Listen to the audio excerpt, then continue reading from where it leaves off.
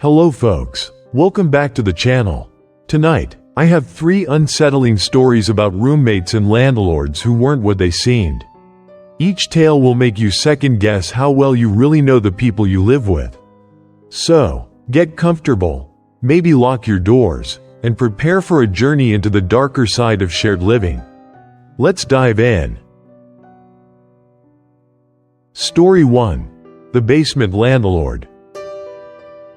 I had just fallen out with my parents when I first began searching for a new place to live. It wasn't exactly the best time in my life. My finances were tight, and my emotions ran high. Until the blowout with my folks. I'd been crashing on friends' couches. But my welcome was wearing thin. I needed my own space, something I could afford without breaking the bank. That's how I ended up scrolling through endless online listings. Bouncing from one roommate or apartment website to another, trying desperately to find somewhere that wouldn't put me into debt or land me with a dangerously unhinged housemate.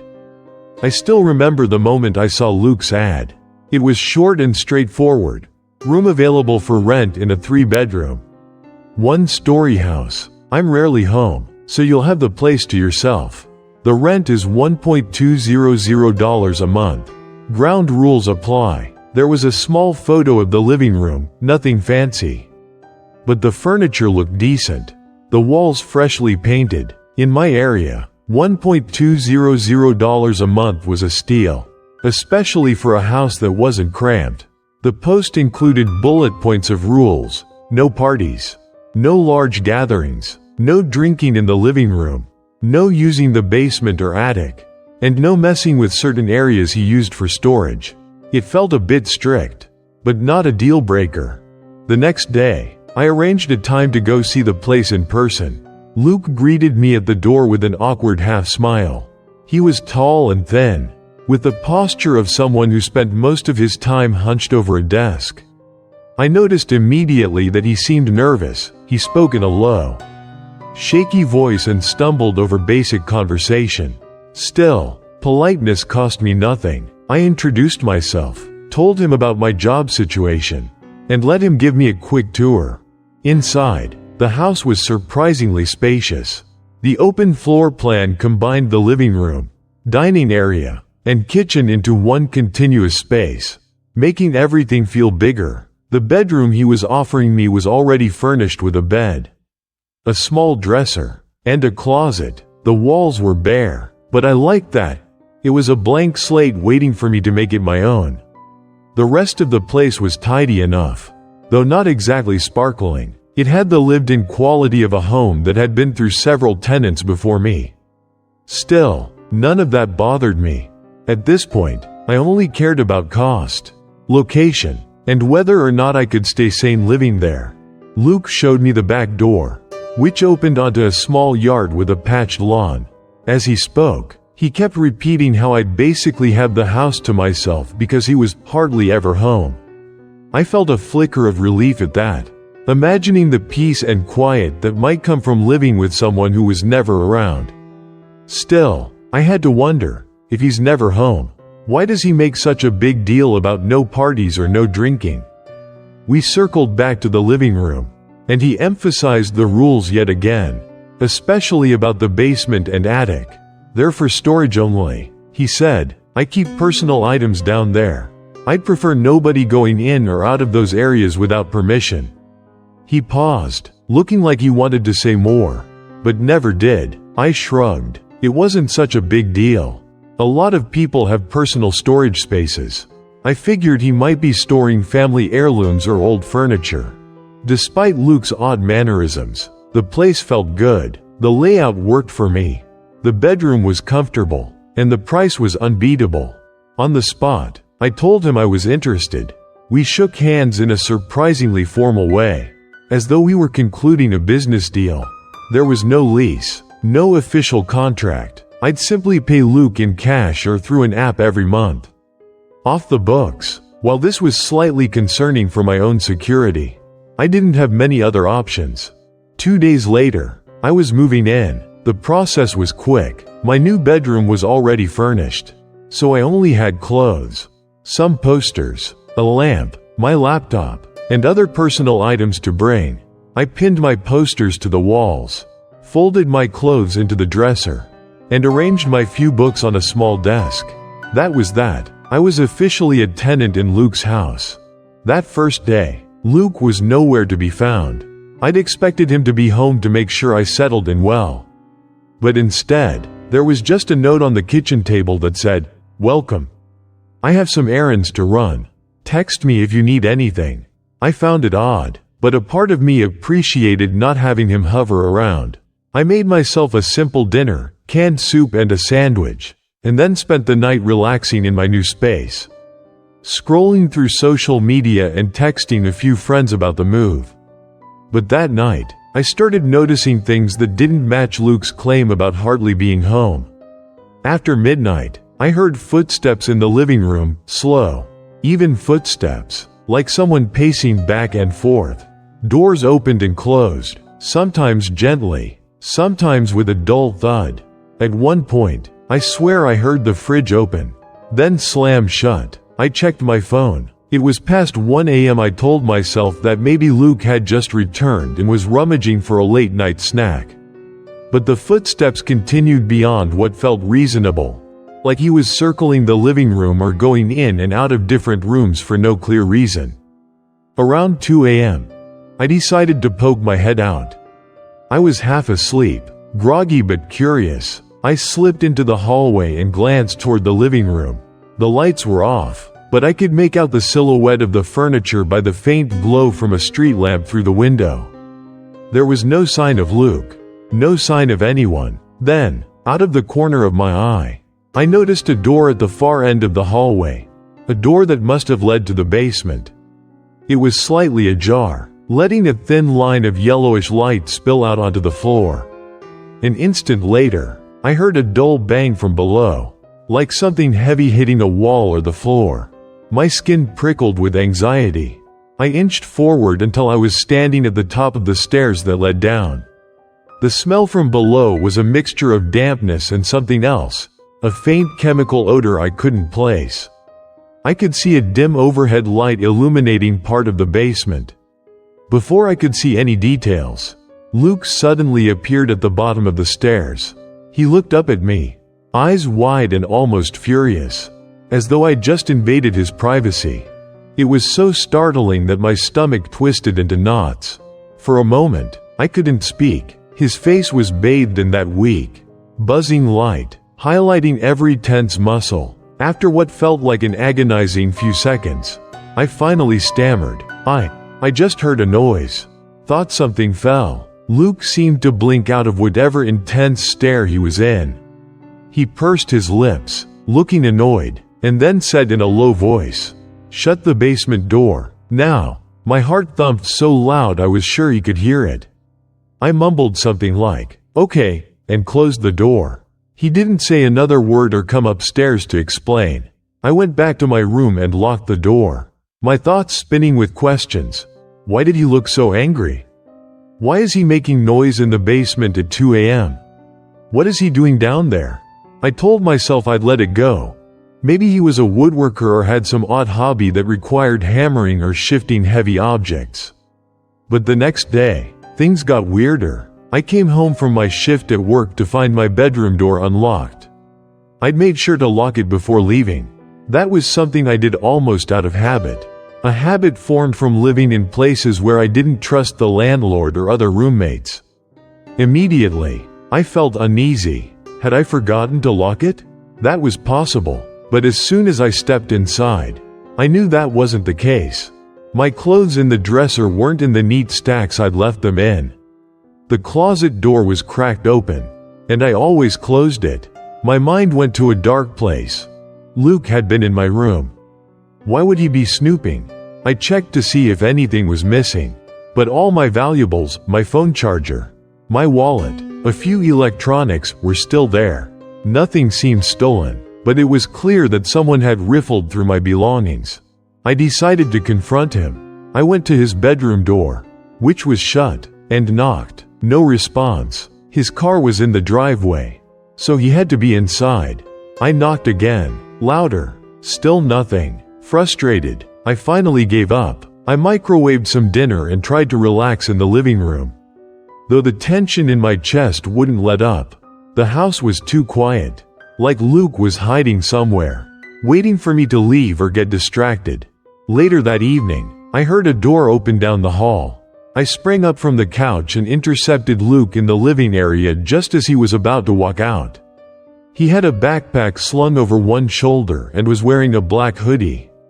The hood pulled up. He looked hurried, like he was late for something. I blurted, "Hey, did you go into my room?" He stopped, gave me a blank stare, and said in a flat tone, "No." I pushed a bit more, explaining how I found the door unlocked.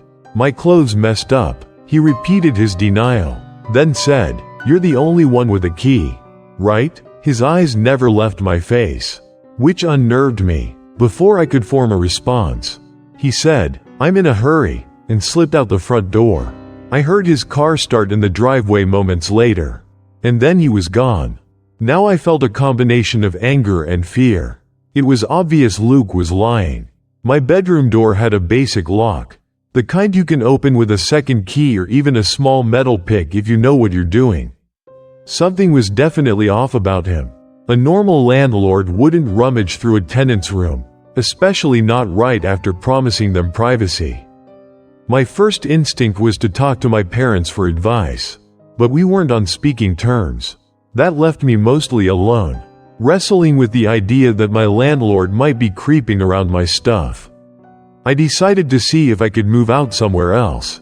I started browsing for a new place again, but the pickings were slim. Meanwhile, I couldn't shake the curiosity. What is actually in that basement? A few nights later, an opportunity presented itself. Luke left in his car, presumably for the night, after waiting half an hour to make sure he didn't come back for something he forgot. I headed for the basement door. The house was quiet, every shadow seeming to lean in, as though the walls themselves were waiting to see what I'd find. I tried the light switch in the hallway, nothing. No overhead light turned on for the basement. So, I used the flashlight on my phone, carefully stepping down the creaky wooden stairs. Each step felt dangerously loud in the silence. Reaching the bottom, I found that the basement was smaller than I'd expected. The floor was covered in a tan carpet that looked old, with the edges curling near the walls. In the center of the room sat a battered-looking couch. There were also a few cardboard boxes piled haphazardly. The smell was musty, almost like mold, but with an underlying sour note that made me wrinkle my nose. Off to the left, near the far corner, I noticed a closed door. I approached it, the stench intensifying with every step. It reminded me of raw sewage or decaying matter. I reached out and tried the doorknob. Locked. I jiggled it gently, there was no give. A wave of relief and unease swept through me. Part of me wanted to see what was behind it, but another part suspected that what lay beyond wouldn't be pleasant. I shined my phone's flashlight around the main basement area once more. The boxes were sealed with thick packing tape. I debated opening one, but my gut told me to leave them alone. Whatever secrets Luke had, I probably didn't want to discover them while I was all alone down there. The memory of his furious glare at the foot of the stairs came roaring back. No way did I want him catching me snooping. I hurried back upstairs, quietly closed the basement door, and locked myself in my room for the rest of the night. But peaceful sleep was not meant for me. Sometime after midnight, I woke to the sensation that someone was watching me. My room was dark. My phone read 2:37 a.m. I'd never been a paranoid person, but the tension in the house was starting to take its toll. I shifted under the covers, scanning the darkness. Then a soft creak came from the floorboard near the foot of my bed. My eyes darted there. In the dim light, I saw a shape, tall and thin, looming over me. Luke. He was standing so close to my bed I could have reached out and touched him. My heart almost exploded with terror. I let out a scream that probably woke the neighbors. Luke, in response, hissed at me to be quiet. He lifted a hand, as if telling me to calm down. I stammered, What are you doing in here?" He responded with a question of his own, his voice eerily calm. Did you go into the basement?" My breath caught in my throat. He was leaning over me in a way that felt deeply threatening. I knew lying might be my only shot at staying safe. So I forced the words out. "No. I swear." He stared at me, expression unreadable. Then he said, "Are you sure?" My mind was racing, remembering how I'd found the door locked, how I hadn't left any evidence of my snooping. I repeated, "Yes, I'm sure." His eyes flicked around the room, searching for any sign I was lying. Finally, he straightened up and mumbled something I couldn't catch. He started to turn away, so I mustered the courage to snap, "How did you even get in here?" I locked my door. In response, he held up his empty hand, as if to show me nothing was in it, and said nothing, but the message was clear. He had his own way in, possibly with a key I didn't know about. Then he said softly, "I think you should find other living arrangements," and walked out. My limbs shook with fear and adrenaline. The second he was gone, I got out of bed and started shoving clothes and personal items into a duffel bag. I wanted out, right then and there. I didn't care that it was 2:40 a.m. I flung open my bedroom door and marched to his door. Pounding on it, adrenaline fueling my anger, I demanded half my month's rent back because I'd only been there for 2 weeks. For a long minute, there was silence. Then the door cracked open, and an arm reached out, holding a small wad of $100 bills. Every hair on my body stood on end. Even this gesture felt ominous, like he was giving me hush money. I snatched the bills, about $400, not half but close enough. I just wanted to leave. I stuffed what I could in my car, leaving behind anything that didn't fit.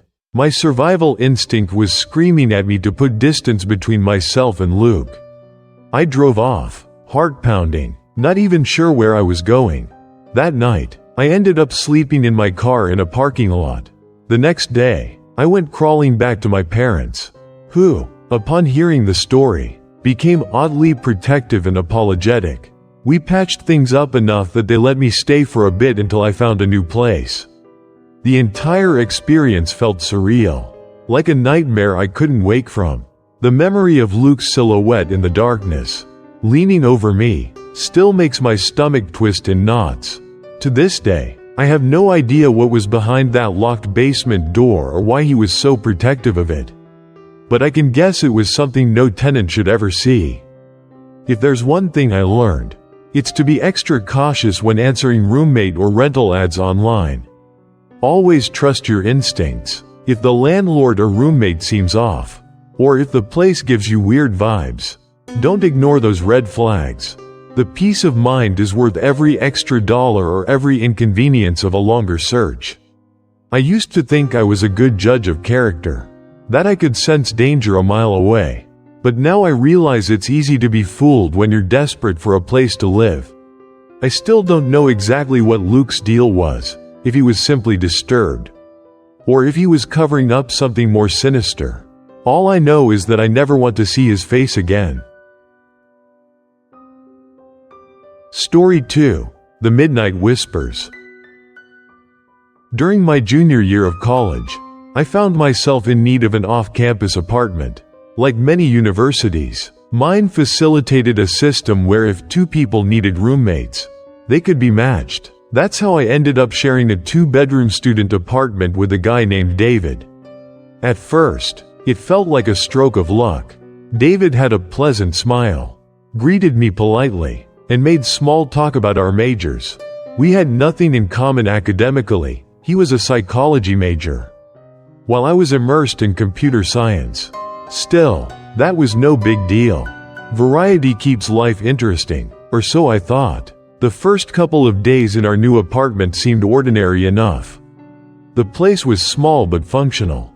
We each had our own bedroom, sharing a living room, a tiny kitchen, and a single bathroom. My schedule was hectic. I had early morning classes and an internship that required me to be away for most of the day. David, on the other hand, seemed to have more flexible hours. Sometimes I'd come home to find him cooking elaborate meals or simply reclining on the couch, reading a thick textbook. He'd greet me with a friendly nod, maybe ask how my day was, It was cordial and comfortable. Things took a turn when David started lingering in my bedroom. At first, it was subtle. He'd knock, ask if he could borrow something, maybe a charger or a stapler. He'd come in, linger, look around, and ask me personal questions. What's your family like? What do your parents do for work? They seemed normal questions, albeit a bit forward, so I answered politely, but each time, he'd stay a little too long, as if studying every corner of the room. Once or twice, he touched items on my desk with a curious, almost childlike fascination, as though they were more interesting than normal belongings. I tried to brush it off. Maybe he was just friendly or lonely, or maybe he hadn't learned typical social boundaries. Still, an uneasy feeling grew in my gut. Then there were the noises at night. It started with soft murmurs coming from his room around midnight. I'd hear a voice, David's voice, whispering about something I couldn't quite catch. At first, I chalked it up to him talking on the phone, but there was never a second voice. Sometimes it sounded like he was reciting lines from a book. Other times, it was more frantic, like he was in an argument with himself. One evening, I had trouble sleeping because I was stressed about a big project. I lay in bed, staring at the ceiling, hearing the faint hum of David's voice through the wall. The more I listened, the more I realized it sounded like he was addressing someone who wasn't responding. The hair on my arms stood on end.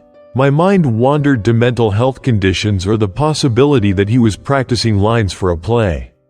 I had no clue, but either way, I felt a creeping discomfort. A few nights later, I reached my tipping point. It was around 2 a.m. when I woke to a strange rustling from our hallway. My door was shut, but I could hear David's footsteps near it. Then the whispering started, so close I thought he might be standing right outside my door. My pulse quickened. I got out of bed, carefully treading across the floor to the door. I pressed my ear against it, listening for clues. The whispering was too muffled to understand, but I definitely heard my name. Jeff. My blood ran cold. I jumped back, heart hammering. Why was David whispering my name in the middle of the night outside my room? I stood there in silence, my feet rooted to the spot. Then the footsteps faded, heading back to David's room. The next morning, my anxiety hadn't subsided. Over breakfast, I tried to muster the courage to ask David if he'd been having any issues sleeping. He looked at me with his usual polite smile and insisted he was fine. Just busy with study sessions that sometimes went late. He asked me if I was sleeping okay. I lied and said yes. In the following weeks, the disturbances escalated. One night, I woke to the sound of my bedroom door closing. My skin prickled with dread. Had David been in my room while I slept? I dashed to the door and swung it open. Looking into the hallway, it was empty, but I could hear David's footsteps retreating into his own room. My mind raced with terrifying possibilities. What if he was watching me sleep? What if he had taken something from my room? Each possibility made my stomach churn. The next day, I confronted him more directly. I asked if he ever sleepwalked, mentioning how I sometimes heard him walking around or whispering late at night. He hesitated, as though searching for the right words, then said yes, he did have a history of sleepwalking. He apologized if he disturbed me, claiming he wasn't aware he was doing it. Yet his expression lacked genuine remorse. It was more like he was gauging how much I believed him. Despite my unease, I accepted the explanation. Sleepwalking was plausible enough, right? But the weirdness persisted. I couldn't relax in my own room. Every creak in the floorboards triggered a wave of paranoia. Soon, I decided I needed answers. If David was lying, maybe I'd find some clue in his room that explained why he was acting this way. So one afternoon, when I knew he had a 3-hour class, I snuck into his room. I felt guilty, but fear overrode my conscience. I rummaged through drawers, looked under the bed, checked the closet. Most of what I found were textbooks, clothes, random knickknacks. I was about to give up when I noticed a small dresser in the back of the closet. It was nondescript, with no labels or markings. tucked behind a row of hanging shirts. When I opened it, my heart nearly stopped. Inside were stacks of photographs. Some were of me, asleep in my bed, taken from the doorway or possibly from the edge of my mattress. The angles varied. Some were partial shots of my face, others showed my entire sleeping form. My mouth went dry as I flipped through them. Then, amid the pictures of me, I found another set of photos, a different young man, around my age, also asleep. My mind reeled with questions. Who is he? Another roommate David had in the past? Someone else at our university?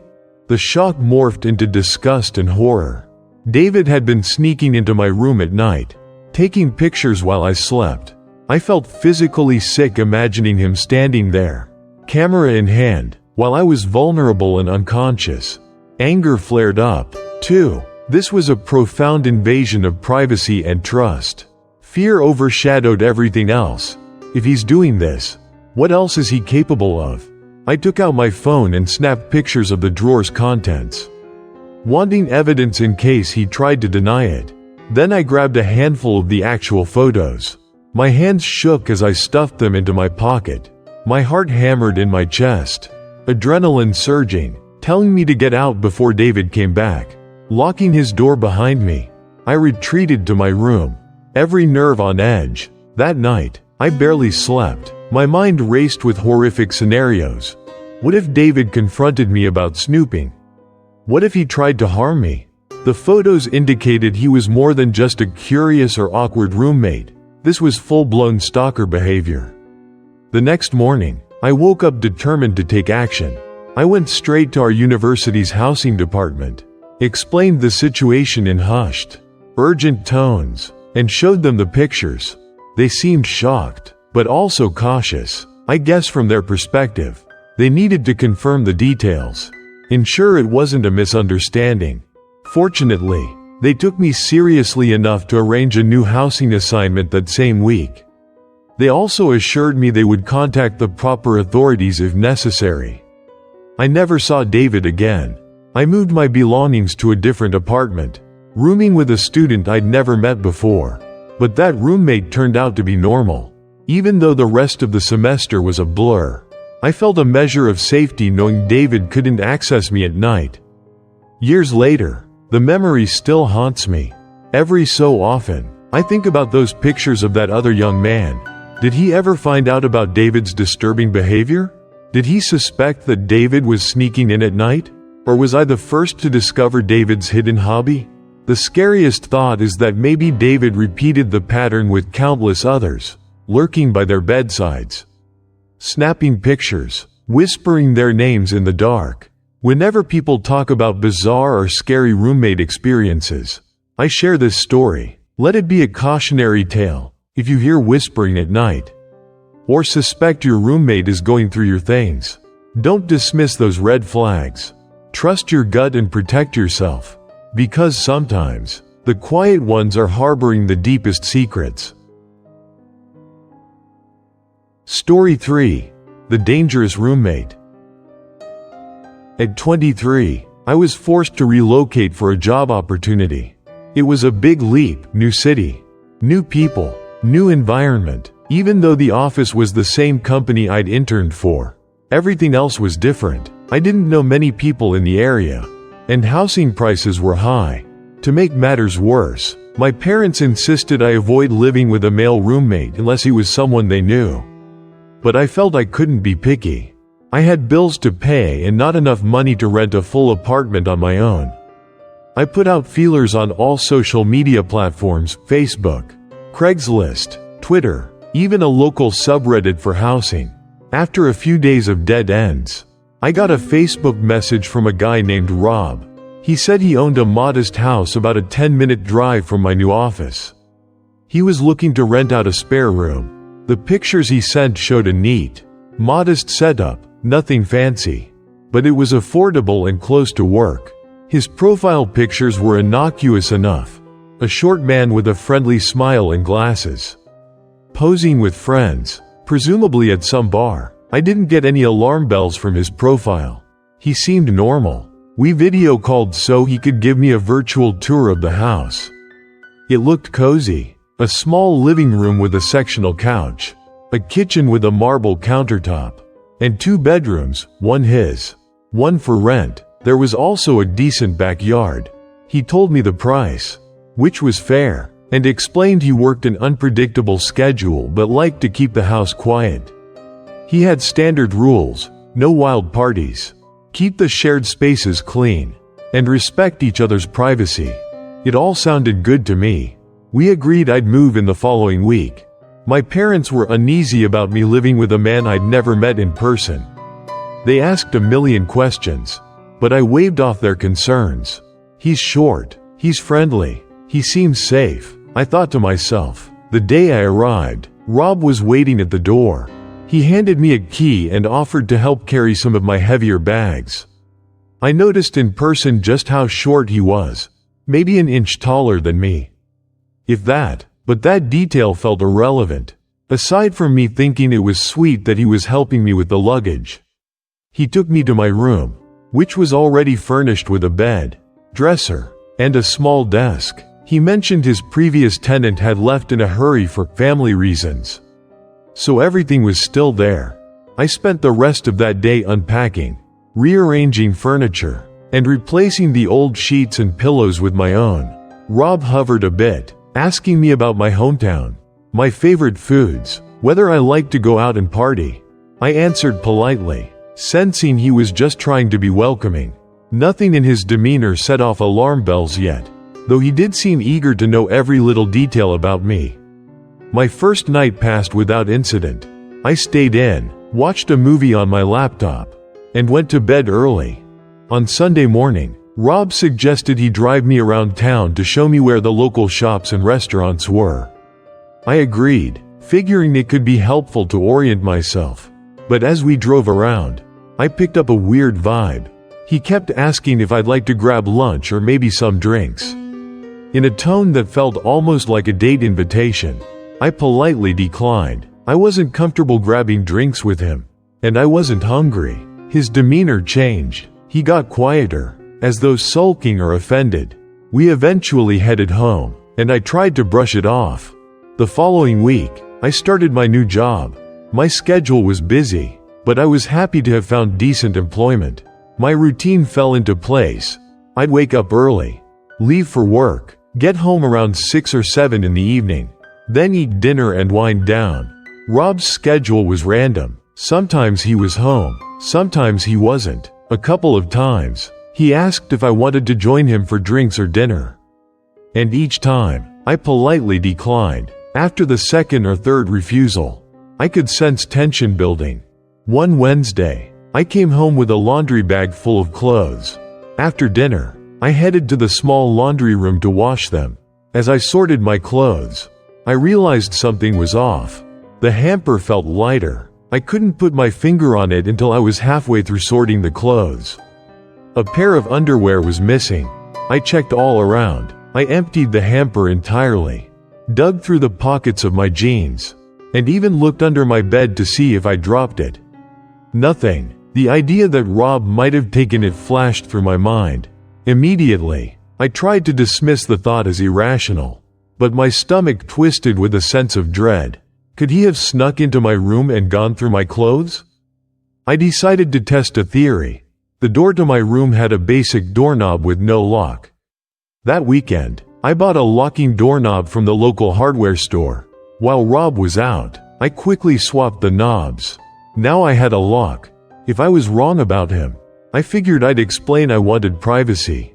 If I was right, at least I had taken some steps to protect myself. That very night, around 1:30 a.m., I woke to loud banging on my bedroom door. Rob was on the other side, demanding I open up, repeating my name. Fear jolted me awake. I lay frozen, heart pounding. Why is he doing this at 1:30 in the morning? He sounded angry. I stayed silent, hoping he'd think I was asleep. Eventually, he gave up. I heard him stomp away, muttering. The next morning, I checked my phone. Rob had sent me multiple texts, telling me we needed to talk, and instructing me to be home after work. The final text read, "It comes off today." Dread weighed on me. I texted back, apologizing for not discussing the doorknob change with him first, explaining that as a single woman living with a male roommate, I needed to feel safe. The texts he sent back were short, pointed, and vaguely threatening. He insisted I remove the lock, that it wasn't his policy to allow tenants to lock their doors. My mind reeled. Why would anyone be so insistent about no locks unless they had something to hide? I felt cornered. Part of me wanted to hold my ground, but I also felt vulnerable. Living in his house, with him possibly having a spare key. The next day, I replaced the original doorknob, and I told myself I'd figure out a plan to move out. The tension was now at a boiling point. Rob kept his distance for a day or two. Then one afternoon, someone knocked on our front door. Rob wasn't home. I answered, and found a woman about my age standing there, looking anxious. She asked me if I lived there with Rob. When I said yes, she shook her head and warned me to get out as fast as I could. She claimed Rob had multiple restraining orders against him from different women. That he was known to be a dangerous, obsessive stalker. My mind spun. She said she had recognized me as a new tenant, and that she'd come to warn me out of concern. I felt dizzy with fear, but also grateful for the warning. The moment she left, I started packing. I spent the next hour stuffing clothes, toiletries, and electronics into suitcases. I looked online for any short-term rental or sublet I could find. Miraculously, I found a studio apartment across town available immediately. It was more money, but I didn't care. I decided to ask Rob for my rent money back for the month and say I had a family emergency. I texted him, but got no response. Later that day, he returned home, saw me packing, and asked why. I gave my rehearsed story about a sudden family situation that required me to leave. He looked suspicious, asked if someone had spoken to me about him. I lied, claiming no, it was purely for family reasons. He eyed me for an uncomfortable moment, then said he'd go to the bank the next day to get my refund. I breathed a tiny sigh of relief. Maybe this could end peacefully. But that night, I woke to find Rob sitting on the edge of my bed, a dark silhouette in the room. I screamed in terror, and he clapped a hand over my mouth, telling me to be quiet. His voice trembled as he insisted that I shouldn't believe anything those girls said. He claimed they were lying about him. I could barely process the words, panic surging through every nerve. When I pleaded with him to leave, he started caressing my leg, saying he didn't mean to scare me. That was the final straw. I bolted from the bed, sprinted past him, ignoring his shouts to stop. I ran outside in my pajamas, phone in hand, and dialed 911. I crouched behind some bushes, trembling, until the police arrived. They separated us. I showed them the texts, explained how he'd barged into my room.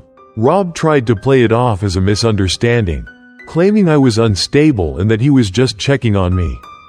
But the officers seemed skeptical of his story. They told me privately that Rob had a record of charges related to harassment. Still, it was my word against his about the bed incident. They couldn't arrest him without proof of assault. The cops escorted me back inside so I could grab the rest of my stuff. I demanded my refund, and under the watchful eyes of law enforcement, Rob Venmo'd me the rent money. The entire time, he kept changing his demeanor, one moment acting calm and sweet, the next moment glaring at me with obvious anger. One officer informed me quietly that if I felt unsafe, I should file for a protective order. I left that night and headed straight to a hotel. The next day, I moved into the tiny studio. It was cramped and a bit rundown, but I felt safer being behind a door I controlled, without a sinister roommate lurking in the shadows. In the aftermath, I realized how lucky I was that the woman who knocked on my door had warned me. Without her, I might have ignored the red flags longer. Looking back, the signs were there from the beginning, his pushiness about sharing meals or drinks, the missing underwear, the meltdown over the doorknob lock. My biggest takeaway is never again to live with someone I don't fully trust, especially when there are large power imbalances involved. Even though it cost me money, stress, and sleepless nights, it was better than staying in a home where I was constantly on edge, wondering when Rob might push things further. Thank you for joining me for these 3 unsettling tales of living with the wrong person under one roof. If you found these stories chilling, be sure to like the video, subscribe to the channel, and turn on notifications so you never miss an upload.